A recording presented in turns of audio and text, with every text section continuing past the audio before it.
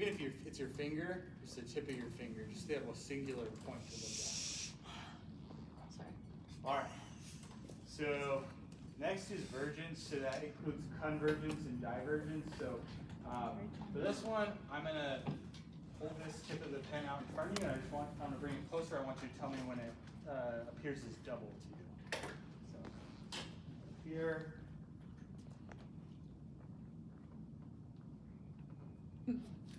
Right there. And then I would measure at that point. Every goni has a little centimeter, inches marker on it. So it's just not just a goniometer, it's for distance too. So I take my goni. What's normal, convergence, is about 6 centimeters away from the nose or less. So his was like 2, so that's even better. Wow. Nerd. You're an athlete. Yeah. And then the second half is divergence. So once we're in here, just double, and then we'll pull it back out to see 1 again. Yep. So, and just making sure that they can do that. If they are seeing double anywhere past 6 centimeters, you document it as a convergence insufficiency, and basically the treatment, and that's associated with like headaches with reading, unable to see things close to them, problems with screen time. Very common after concussion to have convergence problems, or just with other like central problems as well. And how you train that is so simple. You can use a Brock string, but even better than a Brock string, and I'll discuss what that is later. It's just pencil push-ups is what they're called. You just bring it in, wait till it gets double, hold a second, and bring it out. And that works like so well for people. And then you just measure again, and then you should see them improve, and they should be able to tolerate all those things better. So it's 6 centimeters for divergence as well? So for divergence, you're just making sure that they stay on it. A common problem that you would see for either of these is that their eyes just don't look. They'll do that, where they're just looking not at the target because it's uncomfortable for them, or they don't want it to do that. When I say they do that, they're just like, yep, I don't see double. Like they're not even looking at this, So you're just making sure it happens, and that would be the same treatment, doing the same exercise program. All right, so that's vergence. Next is smooth pursuit. So, as Randy mentioned earlier, you're really doing this just with your H pattern at the same time. So you're doing that and pretty much checking for multiple things at the same time. But this one is making sure that the eyes move smoothly and they don't have what's called saccadic intrusions, which is jerky motions throughout. So again, I'm just going to have you follow the tip of my pen here.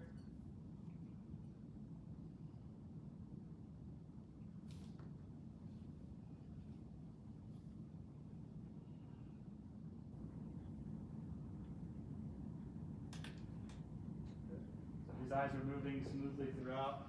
If they're like skipping ahead, lagging behind, that's like the inability for the body to coordinate all of those nerves, those 3, 4, and 6, and all those muscles to move their eyes in a smooth manner. It's kind of jerking them. Again, really common with a central pathology to have that happen.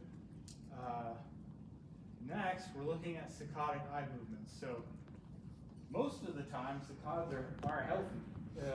That's what we need to play sports. That's what we need to drive. All it really means is like rapid eye movements is what saccades means. So the next test is saccadic eye movements. So for this one, I'm just gonna have you either look at my pen or my nose or the pen, and I'll just say nose or pen. So nose, pen, nose, pen, nose, pen, good, and then again nose, pen, nose, pen, nose, good. And then we go nose, pen, nose, pen, nose, and then one more time, nose, pen, nose, pen, nose, good. All right. So he's totally on it.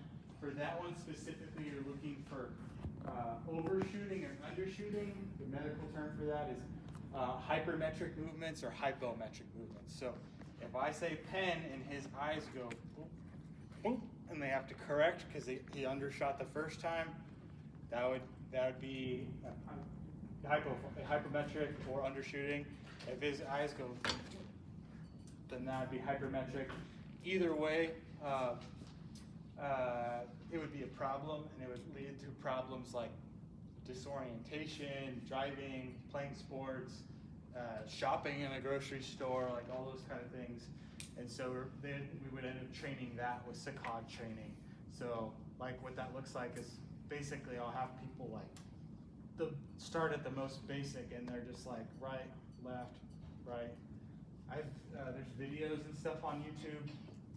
There's a channel called Cornerstone Physiotherapy, and they have like 12 levels of Saccade training on there that I'll give patients for homework.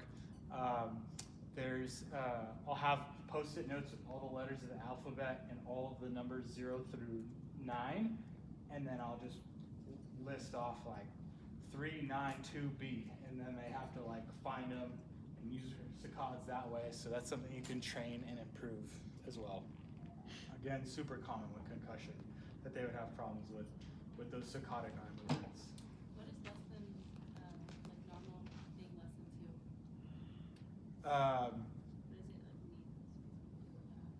What is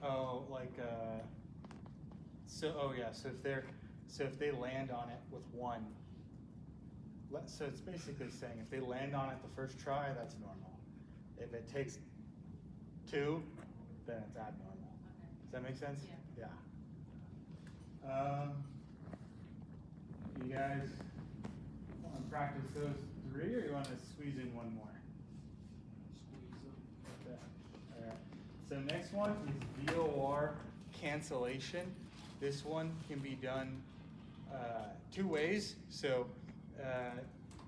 VOR is next. But VOR cancellation is basically your eye's ability to move with your head, as opposed to VOR, your eyes are staying locked on something while your head and body is moving.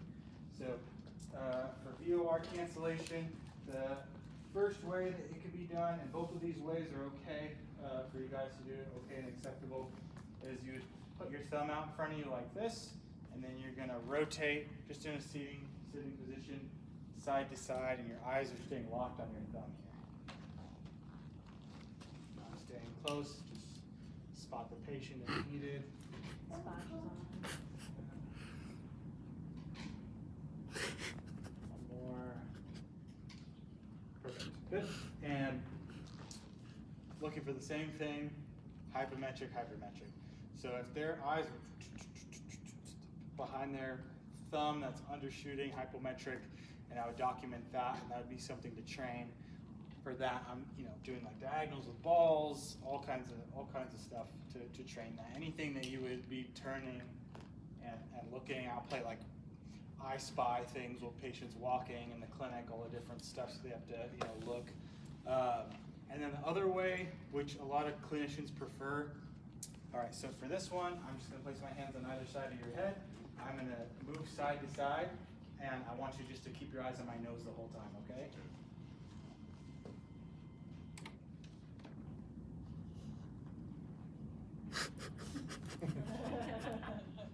There you go. Good. So a lot of people like that because you can just see better, and it's controlled. The speed's controlled. You're controlling everything. But yeah, looking for the same thing. So and VOR cancellation is a function of the cerebellum. So not the inner ear as much. So we'll break out and we'll practice Vergence, smooth pursuit, saccadic eye movements, and VOR cancellation. 1,